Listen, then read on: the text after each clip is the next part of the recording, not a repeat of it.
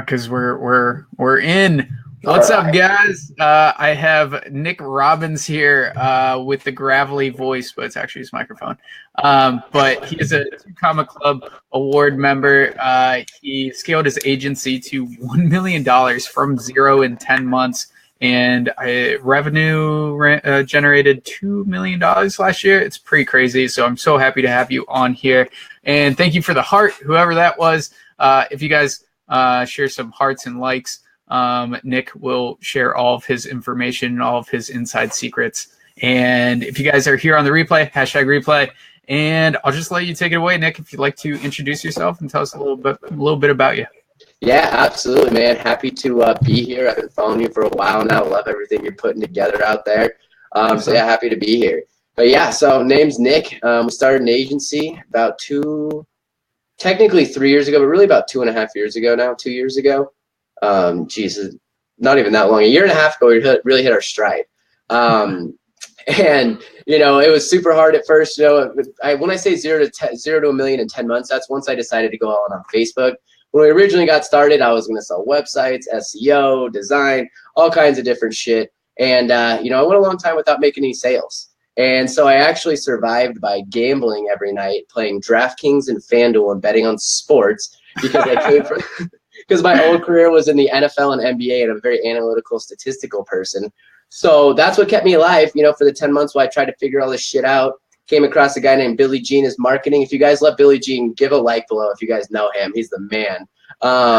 And he dropped this Facebook agency idea across my head. I'm like, fuck, this could work.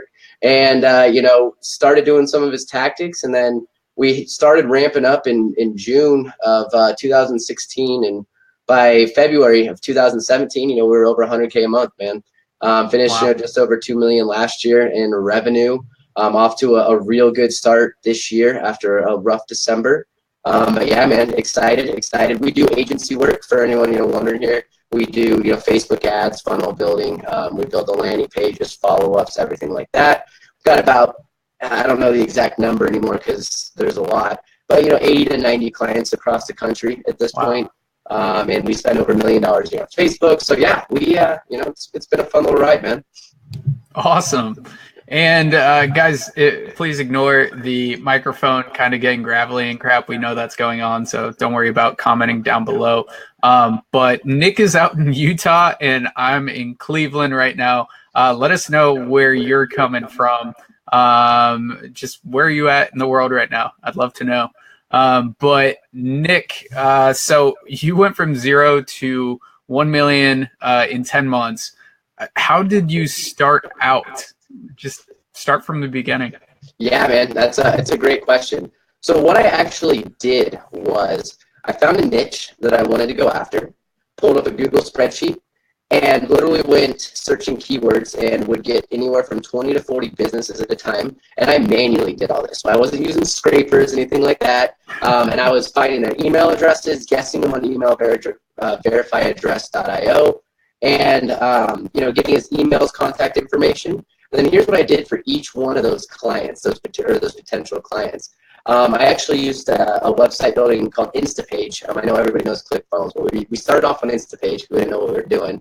And I would build custom videos for every single business I was targeting, like directly to them, shooting like 6-minute long videos with custom campaigns, talking to them directly. It took me fucking forever to build these videos, but I used to do them in batches of 20, and my first batch of 20 that I sent out, I emailed it to the people, every single email that I had for the clinic. I sent them a handwritten direct note, and then I would call the day after where the note hit. And from there, the first 20 I sent out, we got 2 clients. You know, one of them was $1,500 a month, one was $3,000. We lost them both almost immediately, so that was fun. But I kept going. I kept building these videos. It took me about 60 hours to put together 20 videos because I didn't know anything about the internet. I didn't know how to use Instapage. I didn't know how to use Camtasia. I was manually searching through stuff. But I got in this groove where every 20 videos I sent, and I would get 1.5 clients on retainer at $2,000 with $1,000 a month going to us, $1,000 going to ad spend. And so I kept stacking that up hella hard. And then by December, I met a lot of really smart people who helped me, you know, automate the process and not be such a jackass about it. So it just, you know, took off from there. But yeah, I probably made about 200 custom videos over a 5-month period, and that led us to our first 100K a month. I mean, then we built recurring, then we had referrals, residuals, and now I've got a sales staff, inbound system. But it started with a lot of grunt, brutal, hard work. And that's when I started with Facebook. Before that, I actually was trying to sell SEO, and I was in like BNI groups and Chamber of Commerce groups, and nobody fucking Utah, the cheapest freaking valley in the world, would even spend like $500 on SEO. So I mean, I went 10 months without saying no. So when I say 0 million, like I mentioned earlier, that was once we decided we are going to do Facebook agency and getting started. So there's a little bit of it. But yeah, man, it blew up quickly. That's how I got started, custom email video prospecting. Wow, that's awesome. And I hope this gives everybody here some inspiration that's just starting out, because that's a good way to start out, going to BNI and Chamber of Commerce and sending out those videos. So it doesn't happen overnight. You learn a lot from doing that and grinding it out. And like you said, you knew that if you sent out 20 videos, you would get 1.5 people to sign up for your services. So just rock out those 20 videos, get them done, and profit from it. So I love that strategy. So you said you about quick wins for getting new clients for agencies, if people are interested in that too. Like there's a lot of ways I know we can get people going quick. Yeah. Do you want to drop some knowledge right now about that? Yeah, man. Well, first, everyone's heard this one, but I always say it all the time. Text everybody you know. Yes. I'm sure everyone said this, but I bet that like 50% of people still haven't done it because they feel awkward about it. They think it's some sort of like MLM scam. But text everybody you know and offer them $500 if they can get you in touch with the business. Just do it. Like, I mean, just send a text message out. You don't have to do it on Facebook or whatever, but just do that. Like, that's the quickest, fastest, easiest way by far. You know what I mean? It absolutely is. And then the next one really is going to meetups, networking events. Yep. And if you're nervous, if you're just getting started, offer them a freaking paid trial or a free trial. These guys have never seen that shit before at these local networking events. I promise you. Promise you. So go to those events, offer them free trials, paid trials. That's the easiest, quickest way to get them going. A next thing that is huge right now, and we're really dialing this in, but LinkedIn is a phenomenally under-tapped place to go build out connections, reach out to business owners, get in front of them, and then cold email. Those are some of my favorite quick strategies. But text your people, send them $500 for a closed deal. Go to networking events, meetup.com, chamber events, local BNIs, offer them paid trials, and just walk them through the presentation, man. Walk them through what you do on Facebook, and they're going to be blown away. Like, people still don't know shit about Facebook out there. It's incredible. Yeah, I love it. And that's, I advise that in my courses, like referrals are the best way to get clients. And I tell them $200, $500 is even better. I love that. Yeah. And right now, I bet people aren't doing it though, man. Like, it's crazy. Like, it's because I'm telling you, it's because of the fear of this MLM syndrome. You know what I mean? Where they're just like, oh, call other people. This is what this is about. Like, look, there's some MLMs I like. I belong to some. I don't do them for business, but products are good. But you can feel good about offering this service, and frankly, you should feel good because we're bringing people, we're saving businesses' lives here. We're bringing them customers. What we do is like borderline one of the most valuable skills you can possibly learn if you know how to market and advertise online. Yep, I totally agree. And we're not taking their money; we're multiplying it. They're putting in $1 in. Not an expense; it's an investment. Always. Here's another thing, also. Never, ever try and talk somebody who's lived by referral only into actually becoming a marketer. It's going to be the biggest pain in the ass ever. Find people who are already marketing. Like, if you're going after people, try and find people who are already marketing. Always. Yeah. The easiest close you're going to have is a referral to a person that's running Facebook ads and failing at it. Then they have a huge need for you. And you just step in there. You say, this is my process. I do it differently than you do. I don't just boost a stupid post. Like, I have this process in place that includes sales funnels, email marketing, and text message, SMS, if you do that, all that good stuff. So yeah, and a couple other places, since we're on this topic here, if you guys are looking for prospecting, because that's a big deal. Like, you need a prospect, right? The best places to look is Valpak, Money Mailer, Groupon. Like those people, they're already marketing and they're marketing stupidly. Like seriously, the mailers, whatever the mailer is in your local area, not everyone's called Valpacker Money Mailer, but those people are spending $1,200 to $5,000 a month sending out these little mailers. And you could take that offer, put it on Facebook and dominate it. And then also newspaper and radio, guys. Go after the newspaper advertisers hard. Like I don't think people understand how expensive it is to advertise in the newspaper. I was talking to a client who's in Oklahoma City. It costs $12,000 for one full page ad in a Sunday run. That's one ad on a Sunday for 12 grand in the newspaper. Like people don't understand how to go after the people who are advertising in newspaper or radio. Like those are simple, easy ways to get in the door. Yeah. I love that. And one thing that I need to throw in here is messenger bots, doing messenger bots for local businesses. It's the only form of marketing that isn't like yelling at your clients. So you think about a billboard, you think about TV advertisements, you think about radio advertisements, all that. Messenger bot is like you communicating with your clients and learning about them and providing them with the correct with the right product or service for them. It's not you yelling that product or service at them. So I had to drop that in because I love messenger bots. Well, on that, bro, a little tip or what, Andrew's messenger bot shit is amazing. I've been following him, and like I said at the beginning, that's why I want to jump on this because I know he's dropping mass value out here. But right now, our best client acquisition is actually running bots to our potential clients, to our target market for B2B. By far the cheapest. Super cheap to get in front of people, start a conversation, having a good bot flow. Great way to attract clients in the door. I'm sure some of the people on this call have probably even been in my funnel. I see all you marketers out there. What's up, man? I see you out there, bro. That's awesome. Cool. So you went from doing all this cold stuff, BNI, and sending out these videos and email and all that good stuff.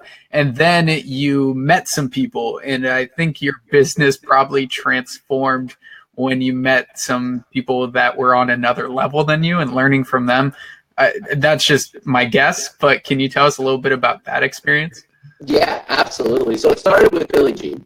For that, I ordered a flash drive from that guy for $9.95, and then I bought clicks into customers, and that $1,000 has led to what we have here today. You know, we got 10 employees, an office, all kinds of stuff. Like that course was the base of it all, and that's why I hate college education. That's a whole different story. I have a degree too. Such a waste of time. That $1,000 course was infinitely more valuable than anything I learned in college. But I digress. Meeting those people started there. And then I started meeting people, not my business partner, but one of my guys who I co-own a group with called Business Not Bullshit, Ball Deep. Then I found out about, Johnny West and some of these other guys, and it just continued to just level up, man. And like people were sharing, people were giving. As long as I was providing value back, like people were open to share. And these groups are like the best place to get it going, man. Because I started out networking in groups, and it's been incredible for me. Now when I go to events like at AdCon, I know half the people there. It's quite a ride. And like there's so much business for everybody. So what I found is there's such a good open sharing community out there. As long as you're not being a leech, as long as you don't just the first message you say to someone is, hey, can I get your campaign funnel for auto dealership or something like that? It's like, why would I give you my funnel for that? Like, I mean, it doesn't make any sense. Don't straight up ask people for that. But networking and being a part of groups like this, interacting with lives like this, learning from people who are giving as much value like you are, man, like that's just changed my life, dude. Awesome. I love that. And one thing that I feel like a lot of people are in this situation where they feel like they don't know enough to give value.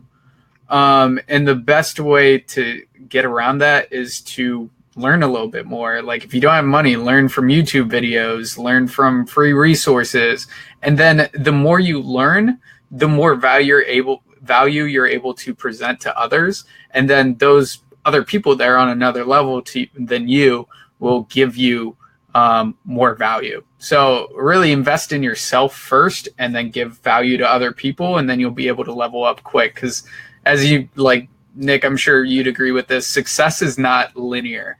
Like that shit can skyrocket real quick. Like we were talking before this call. It's ridiculous. Yeah, man. And I'm looking at these comments here. Is it that bad? I've never had issues with my mic before with the Yeti. Like I'm confused as to what's going on with that. And it's still really bad. Like, It's going in and out. is it? Sometimes it's clear, yeah. Sometimes it's not. I've literally never had a problem with the Yeti here. All right, well, let's keep running, and hopefully people can get some shit here. Yeah, and sorry about the mic issues, you guys. I think the content is great. Nick is sharing so much. I'm learning a metric shit ton. But tell us a little bit what it's like to run an advertising agency or a lead generation. I don't know what you call your agency, but how do you run that with a team? Yeah. It has been quite a learning experience, man. It has been very, very difficult, but it's been a lot of fun. Employees, the number one thing I could say that I wish I would have paid more attention to as I was getting started and scaling, and we're still in the process of scaling. We only got 10 people, but it's a good sized team. It's to pay more attention to operations and standard operating procedures. That is going to become crucial. To give you an example, we were ramping up hard. I got this new system of selling in webinars and selling through webinars and bringing on mass clients. We brought on 45 clients over a 2-month period. And in October, we did almost 300,000 in revenue. And it almost broke the agency. Like, literally, account managers couldn't handle it. Our campaigns fell off. It coincided with a 2-week trip I took to Thailand as well. So between that, and then we lost a lot of clients, man. It happens, like it just does. So the biggest thing I can say is really being extremely clear on expectations, being extremely clear on your operations, making sure that your workflows are smooth, and making sure that you have standard operating procedures, and never assume that everyone knows what to do. Just never assume that. That's been our biggest lesson with hiring. Great book. I would recommend everybody read it, no matter what. It's called Get a Grip. It's by a guy named Gino Wickman, and it's called the EOS. The system he discusses in there is called the EOS system, which is basically gives you a way to do operations. We've taken it to heart. We're actually flying in one of the implementers next week, and we're going to be paying them to help us implement new operational procedures from head to toe.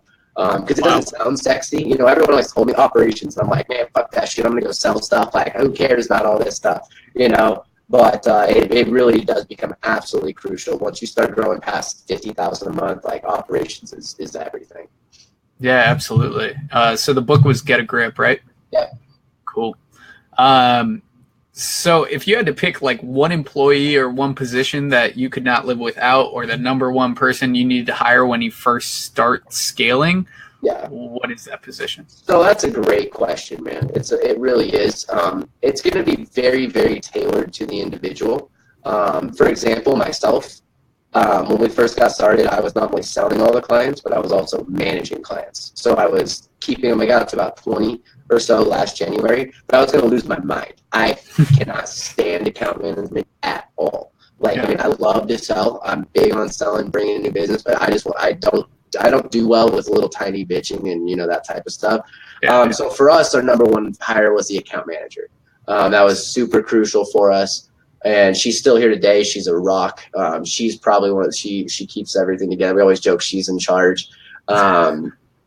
So it's very dependent. There's very difficult, in my opinion. I do think that everybody needs to be able to sell for their company. You brought up a minute ago, what do you call yourself? Ad agency, lead agency. I have a sales company that sells marketing. And that's the mindset shift that we have, because you always need to be selling as an entrepreneur. And if you can't figure it out, then go find someone who can and figure out how to get them so they can go with you. Selling is the most important skill, not only in business, but really in life, because you need to be able to influence family, friends, anything like that. Yes, I am a salesman. Yes, I'm biased, but it's so true. And you need to be able, you can't rely long-term in scaling on referrals only. You need to be able to get customers in the door. You need to be able to do it predictably and consistently. So I recommend everybody learning how to sell a little bit. You don't have to do it forever. I'm not on the phones hardcore anymore right now. I still negotiate larger partnerships, but super important. But or answer your question here, it really depends on the individual, and hire someone who's good at what you're not, whether that's Facebook, sales, account management, operations, whatever it might be. Awesome. Love it. And since you were about to come out with a course on sales, I would love to hear some of your sales techniques or tips or processes around that. Just drop some knowledge on that.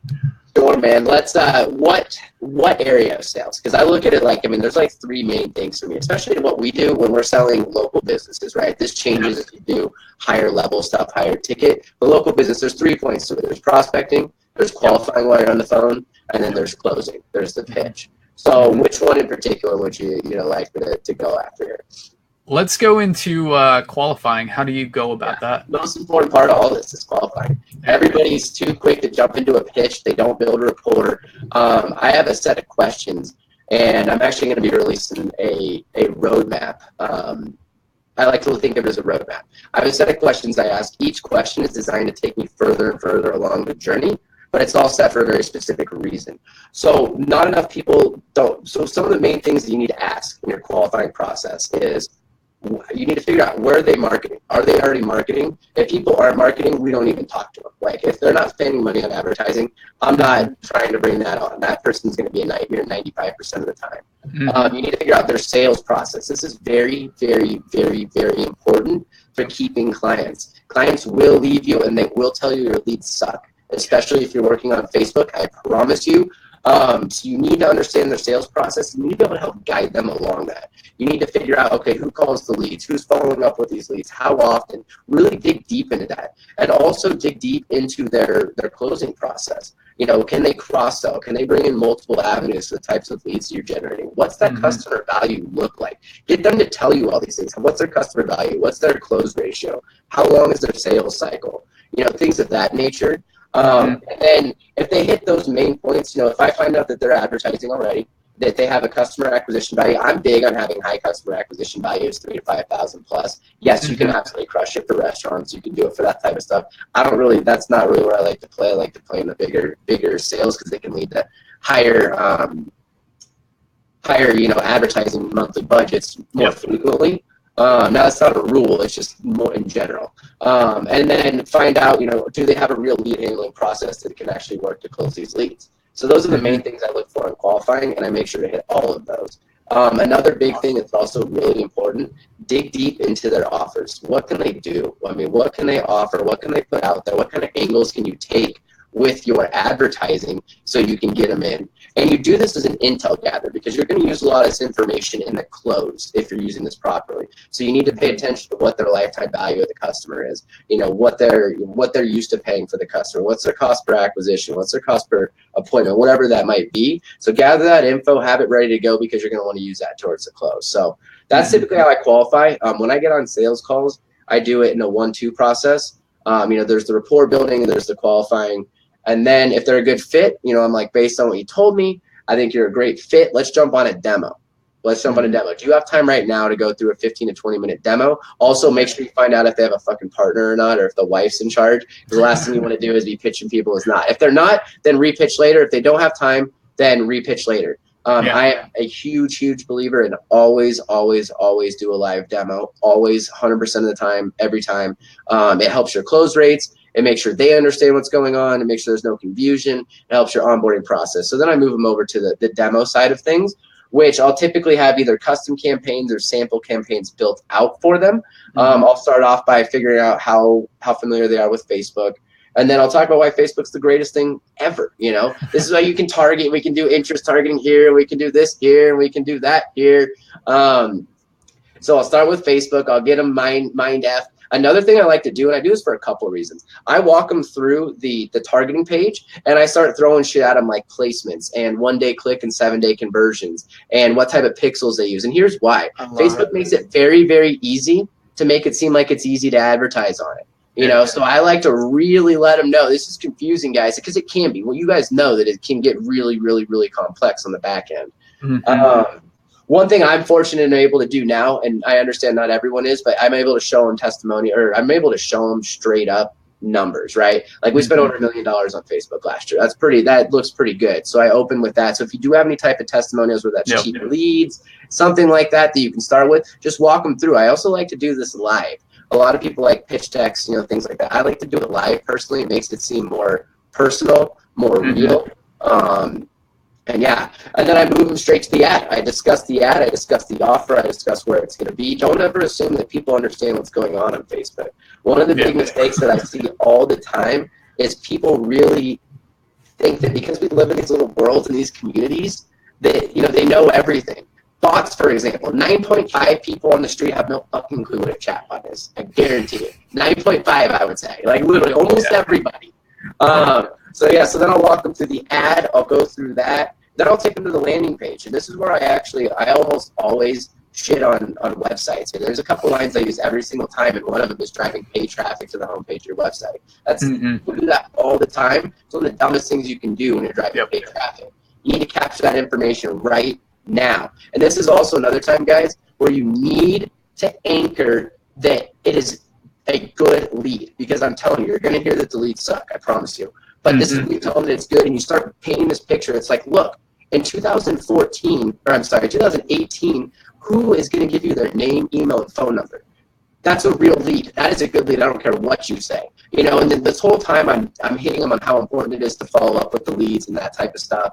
So I walk them to the landing page, give them examples, talk about how great it is, and then I show them the email, you know, the email process, what our email follow-up looks like, online scheduling. We've actually got a training course for our clients that they can log into. It's got an in-depth training on all the different things that we've talked about. That's awesome. Yeah, we've got clients who we've got on there who come in and they teach. So we've got some clients who agree to join our course, and they teach other clients how to do things.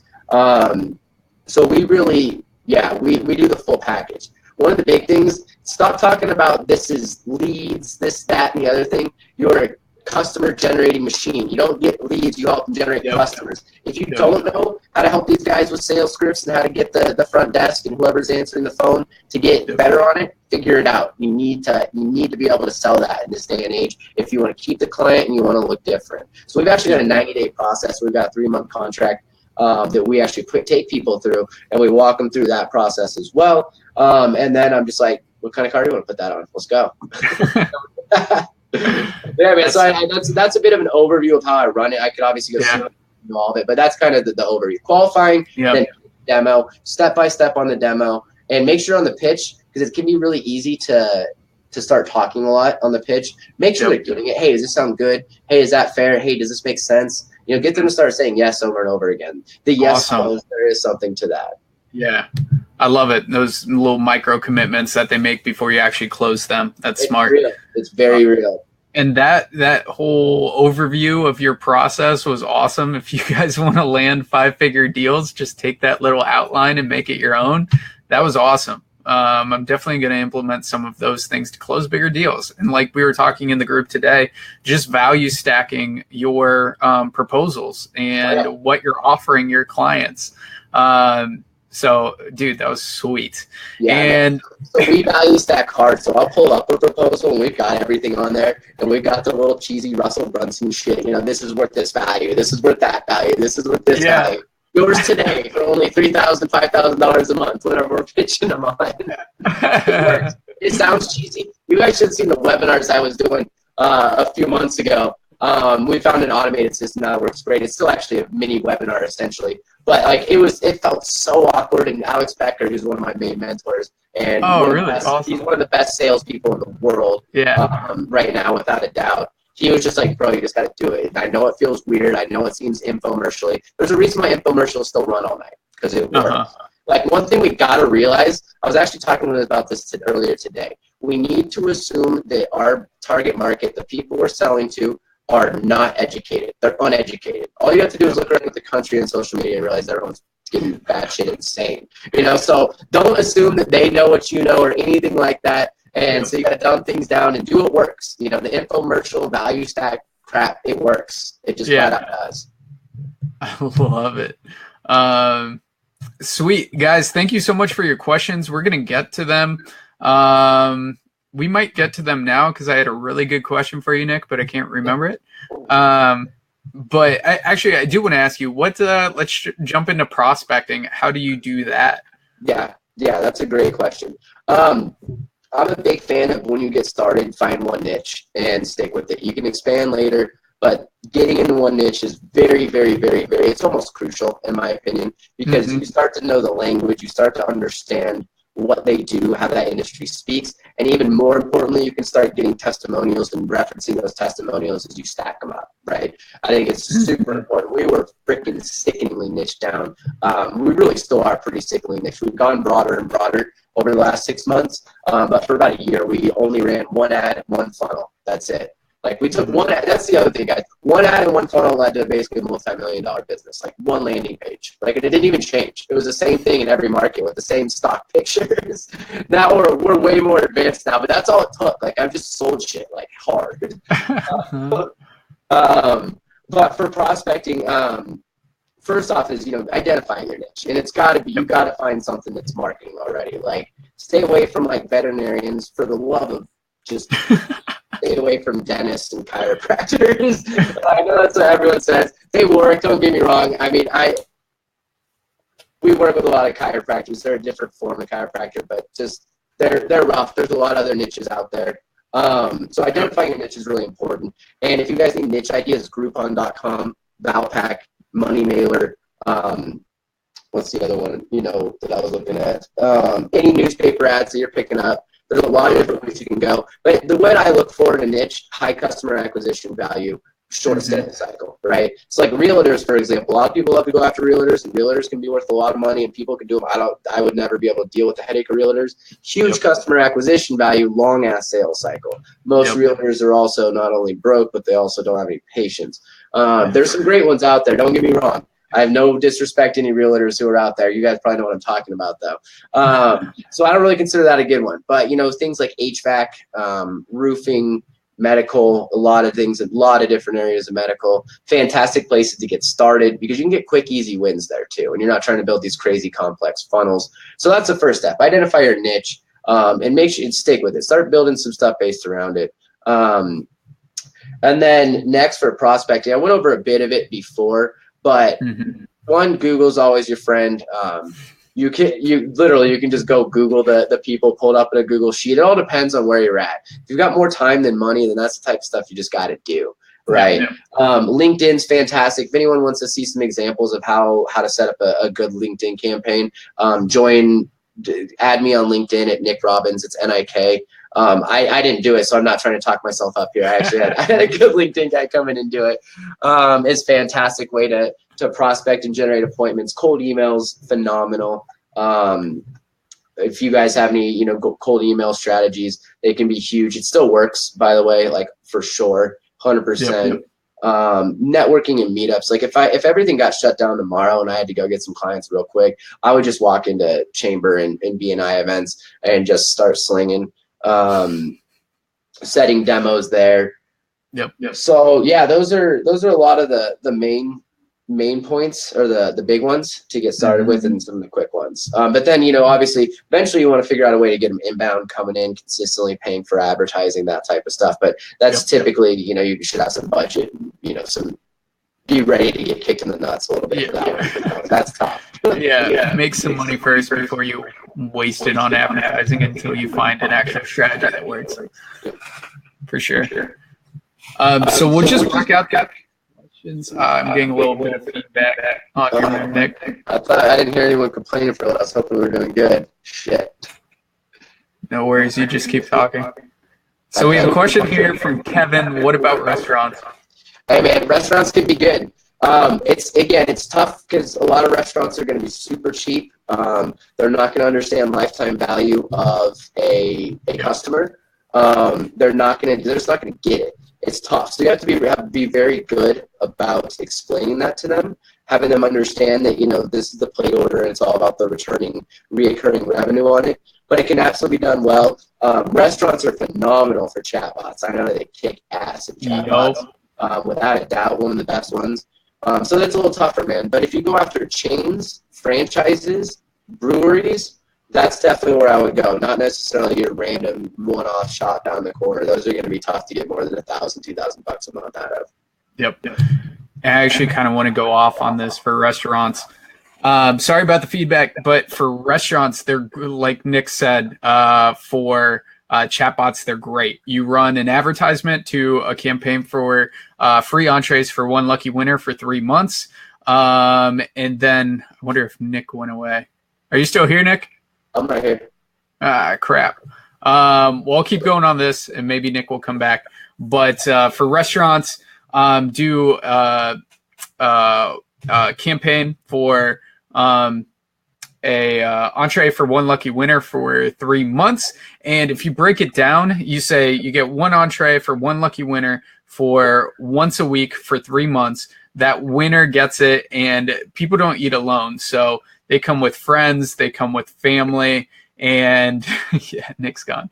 We come with friends, family, so they're actually not losing any money on that giveaway. And then you get a crap ton of people coming into the bot, and you sell them. So you sell them like a BOGO card or a discounted alcohol. I found a BOGO card works really, really well. Or a free appetizer or something like that. And then from there, you can broadcast out messages for special deals and all that stuff to the large list that you've already gotten for that restaurant. Nick, I cannot see you. I'm here. Can you hear me? On my end. Can you guys see Nick, or is he gone? Can you guys hear me? I'm here. Bro, no. What's up? I'm right here.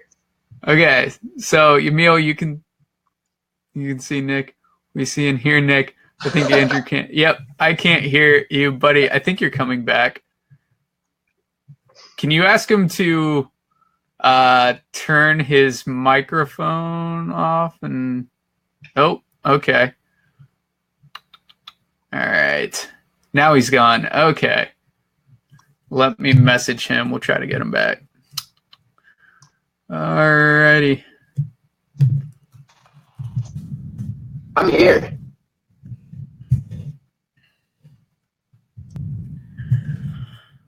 All right. Maybe I can copy this link. Just technical difficulties. Boom. Should be able to hop back on. I was there. Shit. That's funny. That's so funny. Can you guys see me? You're back. Dude, okay. Bro, I was there the whole time, man. I was like, he's like, Nick's not here. I'm like, what are you talking about, man? I can see you. I can hear me. Shit, dude.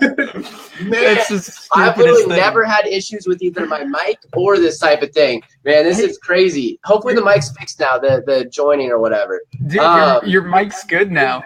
Hey, man, let's finish this thing strong. We still got some people on it. Messing up that bad. Let's do this. I did see a bunch of great questions, bro. So I'm definitely ready to tackle them. A lot of niche questions. Yep. Which niche did you start in? Boom. Let's just go down the line. Yep, that's fair. I started in a very, very niche field in chiropractors, actually. And it was non-surgical pain relief, and it was in a very niche area in that niche. Like, I mean, it was called hyaluronic acid. So that's how niche it was. But now we've gone broad. We do a lot of medical stuff. We still work in medical.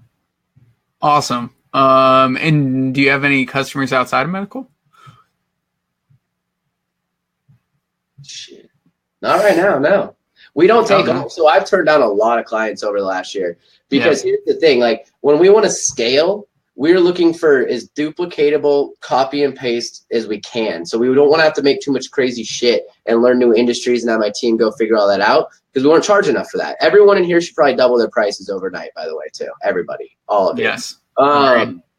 Yeah, I do see med spas. Med spas is a great niche. There can be a lot of good things there. You're going to have, 70% of them are going to be broke as hell massage style places, but you're going to be able to get some good ones. And there's some big case values in med spas. Awesome. And Craig also asked, what have been the areas of friction with chiropractors? They're cheap, broke. Your average general backcracking chiropractor is cheap, doesn't have very much money, or he's living a great lifestyle where he's making 6 figures a year, working 20 hours a week, and he doesn't want to grow. But here's the other thing with chiropractors and dentists. There is no niche on the planet that has hit more with marketers from every angle of man than it is chiropractors and dentists. And here's why. So chiropractors, they don't have the luxury of a family medicine doctor or someone who's in network or, that type of stuff. Like, they don't get referrals very often unless they team up with PI attorneys and things like that. So they have to market. They have to go out there and get clients. But they're so overcrowded. Like, I wouldn't going to clients. I get it. Everyone's got the crazy discount funnel and the $21 thing, but like, don't. I wouldn't recommend going into them. They're shady ass mofos too. That's hilarious. Chris has a good question. Do your employees work in your office or elsewhere? Great question. Yep, got an office right over here. We've got they're all here. They're all in-house. Actually, they're not all in-house. I have a VA, and then I've got 2 outside salespeople in California. But then we've got 8 people here in office. Nice. Zach is asking, what's your lead gen process? Just real quick, go into it. So that for lead gen that we do for our clients, or for what I do for I think at that point he was asking for your clients. Okay. So yeah, man, we slap an ad up on Facebook, build a landing page, collect the opt-in, run an offer, and then we zap it to a Google Sheet so our clients can keep track of it and they can have a tracking area. And then we've got the email follow-up and the online scheduling, man. Pretty basic, really. Cool. I mean, the rest of our system and tools is where it is. I literally don't even sell leads on our sales calls. Our expertise comes in the training that we provide to the front desk and the people to handle the leads. I promise you all that is the most important thing for keeping clients. Yep. And you provide them with like text scripts and call scripts and that good stuff, right? Assistance. An hour training course we put together on it too. And we watch our sheets. We watch everything like a hawk. Why did your first 2 clients leave you? That's a great question. One of them, his front desk person just decided to not call the leads. He got 47 leads his first month and just didn't call the leads. So they ended up having like 4 people show up. And he even said that. He's like, I made my money back, but I don't think I can go again. And he was moving a building. The other one should have never been sold, but it was a naturopathy doctor with a 2-person office here locally. We went out there. Turns out the person who was handling the phone was his mom, and she was even worse at handling the lead than calling him. And he was on a pay per lead, style system because we were trying that out. That didn't work. Pay per lead can be a great model. It didn't work we didn't decide to go that route, but they left lead quality. This is the only reason anyone's ever left us, because the leads suck. Yep. But then we've got clients that close 30 or 40% of every lead, making 6 figures a month off a $5,000 investment. We've got several of those. For real. And this leads perfectly into this question. How long do clients stay on with you? Great question, Gilbert. So we had some really bad issues with churn second half of last year, from July to December. It was brutal, really up and down. Fortunately, I was able to sell a shitload of clients and continue coming in, and we kept growing. Awesome. But if clients stay with us for 3 months, man, they almost don't leave. It's really just getting used to understanding the Facebook advertising process. Like these guys, for whatever reason, especially the guys who come from the newspaper background, where you've got a full page ad, Facebook leads are different. You have to nurture them differently. You have to reach them faster. You have to stay in touch with them and stay in front of them. So it's right now we've also got 90-day contracts, and they have to give us a 30-day advance notice to get out.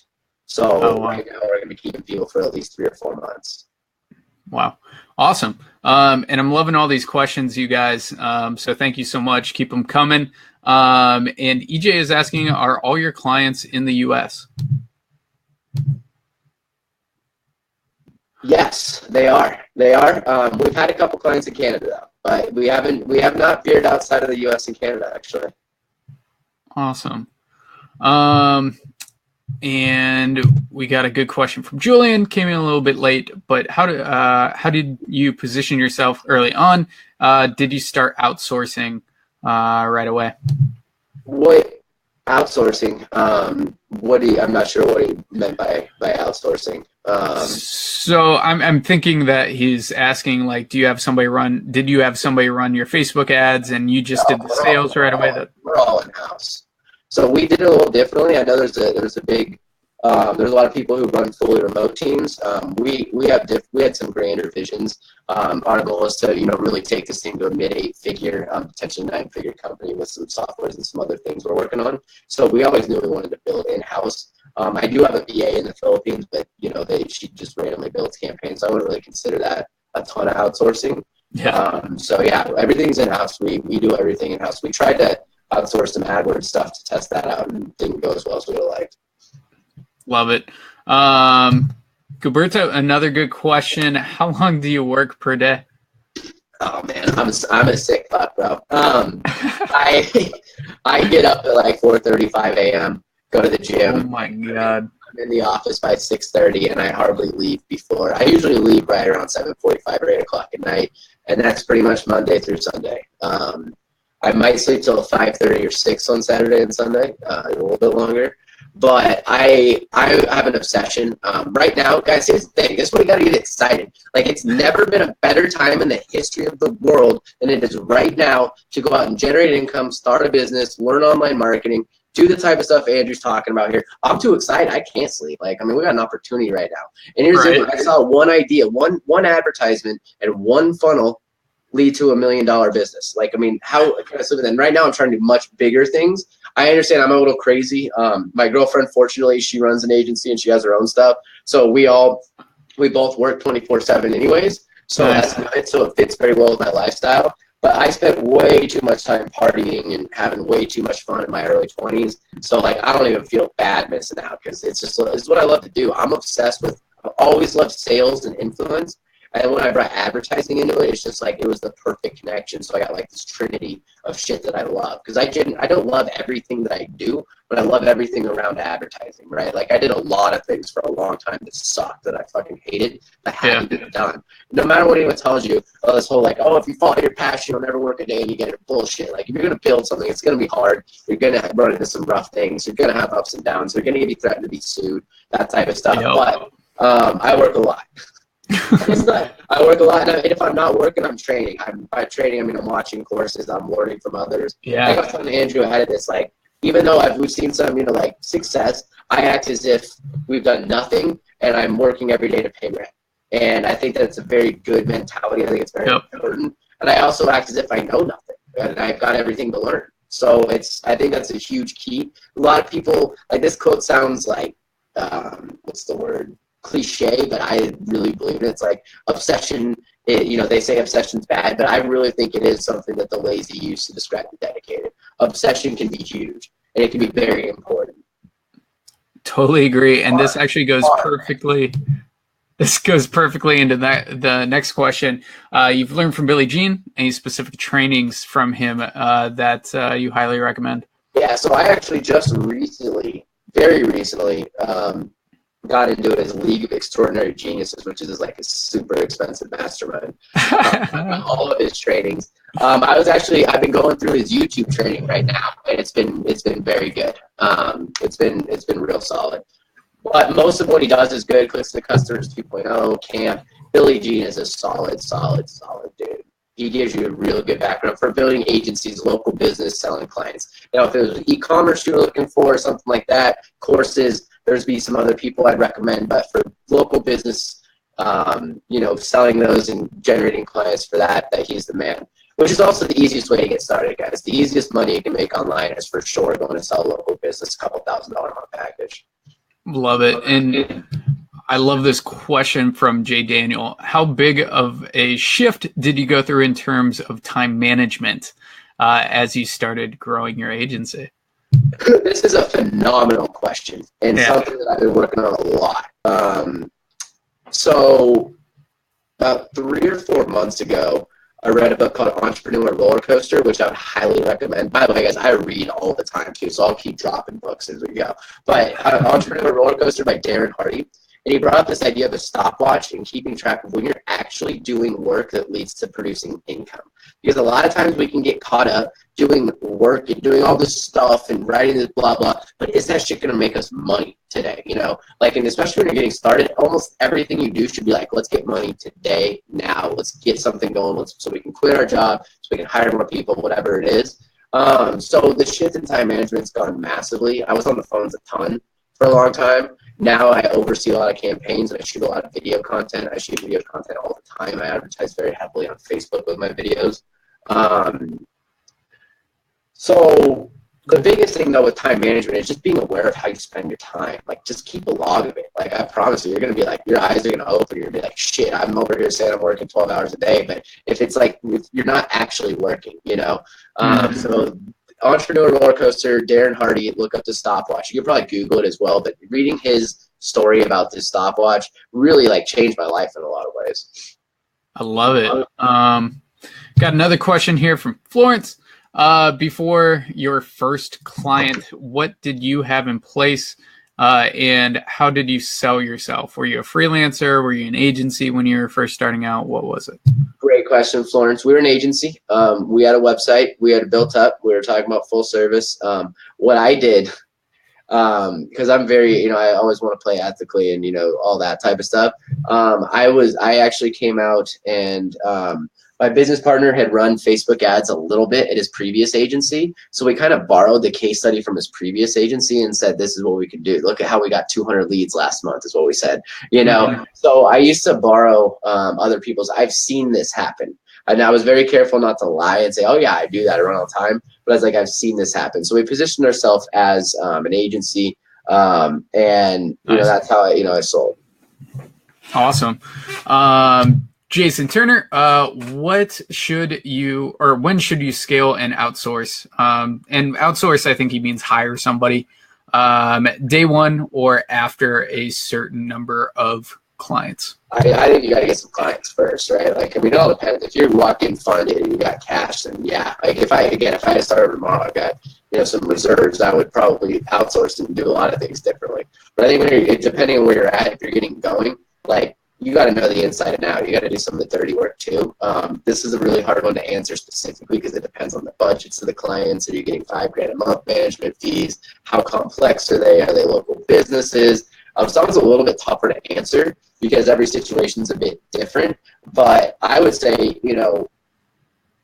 start eliminating the things that don't bring you money as quickly as possible and get paid for that. The things that don't directly get you money, the phone call sales, the networking, the prospecting, that type of stuff. If you've got anything else like posting or whatever you're doing, get a VA for that as quickly as you can. Yep. And starting out, don't worry about your logo. Don't worry about your website too much. Just worry about sales. Yeah, whatever, for sure. We don't even sell through our site. We have landing pages that go to ClickFunnels where almost everything that we have goes through. I love it. Yeah. Let's see. Besides stupid, simple client acquisition, the program I have, what do you suggest for sales training? That's a great question, Miles. So I've done a ton of sales training, not only from online marketers, but also from the all-time GOATs. My all-time favorite sales book by far is Pitch Anything by Orem Clapp. That book really talks about the psychology of it, but there's so many good ones. Pitch Anything by Orem Clapp is great. How to Sell Your Way Through Life by W. Clement Stone, which was actually written in like the 50s, is incredible. Zig Ziglar, I think it's Reaching the Top. What is it? Look at my bookcase. Everything by Zig Ziglar is incredible. I recently read Way of the Wolf by Jordan Belfort, which was fantastic. There's so many good ones. This one, I think everybody needs to read this book personally. Think and Grow Rich is phenomenal. Nice. Yeah. So those are some places to get started. Pitch Anything is my favorite though. And I've read hundreds of sales books. Brian Tracy's amazing sales teacher.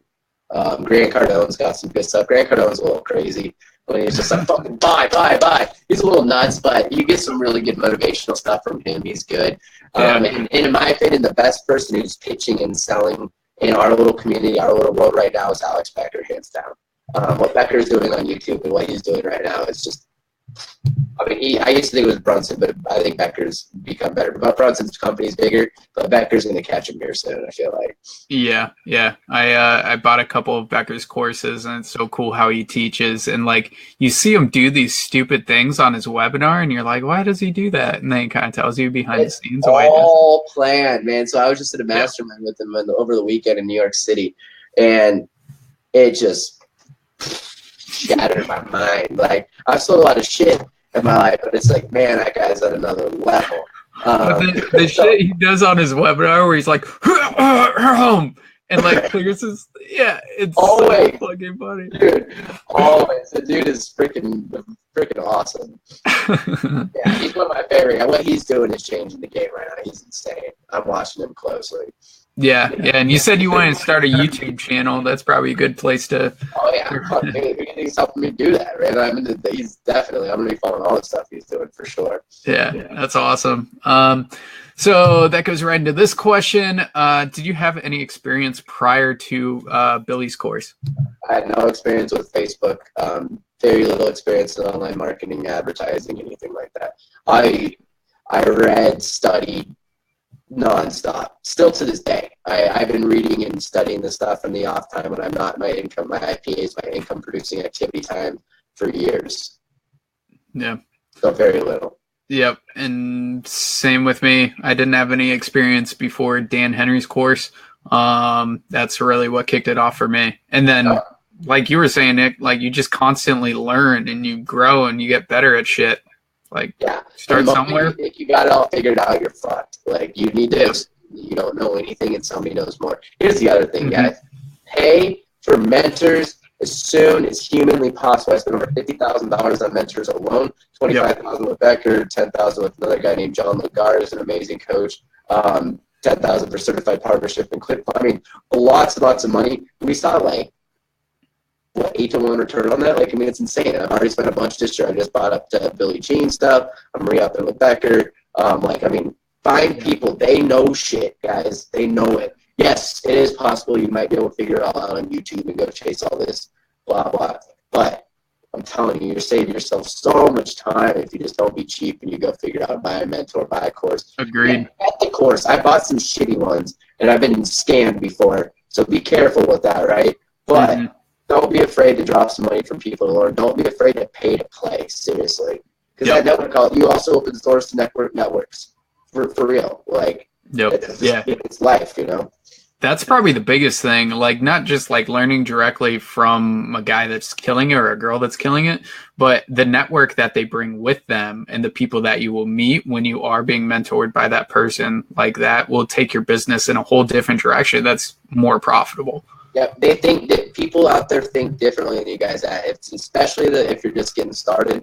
Like, I look at what I'm doing right now and I'm pissed because this last weekend, I saw I was in a room with 20 guys and they were doing like 10 times what I'm doing. I'm like, so like, I'm just like pissed because I need to get to their level. So get around people who can challenge you, get around people who are on your level that you can grow together. That's been a huge, huge, huge thing for me. I've been working with people and growing together.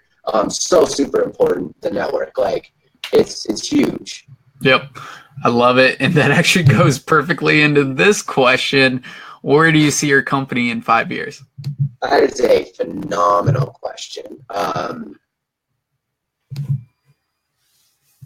Depends on a few things, but well over 8 figures. I'm going to be 8 figures actually in the next 2 years or so. That's awesome. Yeah, well over 8 figures, and really go from that. So that's a great question, Noah. We're actually really working on defining that right now. We're actually really going through and painting our vision, our 3-year, our 5-year plan, that type of stuff. But we want to so here's my thing. Like, I want to fundamentally change local businesses and the way that they sell. So like, here's the thing. You'll come to quickly realize that 8 out of 10 clients are just nonsense. They just suck. But here's the other thing. 8 out of 10 businesses, or maybe more actually, 8 or 9 out of 10 businesses fail. And what else I found? 8 or 9 out of 10 businesses do not know how to sell, and they do not know how to market. So there might be a bit of a correlation there, you know? So I'm on a mission to really help the local business owner learn how important sales is really in life. Sales is everything. And so we got some pretty grandiose visions there, well into 8 figures. That's what I'll go with. Probably about 50 to 70 employees, I would guess. Not 5 years, geez. We could be bigger than that. It's a good question. I don't have we're dialing that one in. Awesome. NJ Daniel with another question. Awesome, man. How many sales calls did you bomb before you closed one that stood on top of the emoji world? Yeah, I love it. So I had actually come from a sales background. I had made about 50,000 cold calls over the previous 4 years, working in the NBA and then in the NFL, selling tickets. But I sold for the worst teams in the league, each league, actually. The worst team in the NBA, the Sacramento Kings at the time. And then I was sold for the Tampa Bay Buccaneers, and I went 2-14, and for when they were having all kinds of problems. There's nothing like getting used to getting some thick skin by calling angry football fans in the South who think that you're actually out there playing quarterback. I've been told some pretty obnoxious, gnarly things. I sold a lot over there. So there was, I mean, in this space, I was told no by 100 business owners face to face. When I first got started trying to sell the SEO stuff, we actually started selling really fast when we started getting into the Facebook model, though. So that really picked up. I had a really strong close rate, and we really blew up from there. So I know I didn't really answer your question, but it took a little bit, man, to get it all dialed in. And fortunately, I didn't give up. Absolutely. Consistency. Just keep pushing. Eugene, another good question. Nick, when is your agency course coming up? Great question, my man. I'm definitely working on some sales training side of things and putting in the retention. TBD for sure. Sales 100% will be coming out soon. I really feel like I got a lot of value I can give for selling and all that because I can bring sales quick. Join our group, Business Not Bullshit. We do sales trainings in there. We give away a ton of free content value. It's actually a group that was built for fun.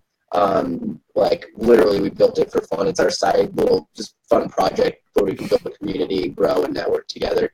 So join in there. But I will let the world know when we do have a course coming out. But as of right now, I want to get this agency up over 5 million this year. So that's my main focus. Love it. And people love you, Nick, because Chris is asking if you can be his mentor.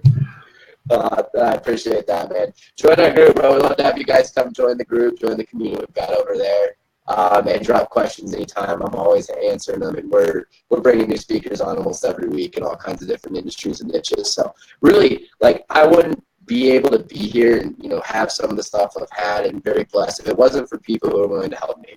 If it wasn't for people who ran lives like this. So I feel like it's like my duty to give back, even though I'm not a guru or whatever, you know what I mean, or an agency first. But as we move forward, we'll see where things go. Awesome. And Craig is asking, did you go to the Traffic and Conversion Summit? I did not go to TNC. And here's why. I went to Billie Jean's private camp day last day of January. I went to AdCon 3 weeks ago, and I went to New York City for a mastermind with Becker this past weekend, 3 days ago. So I wasn't able to fit TNC into my schedule. I will be at Funnel Hacking Live, though. Awesome. Yeah. And I'll be there, too. So. Hell yeah, man.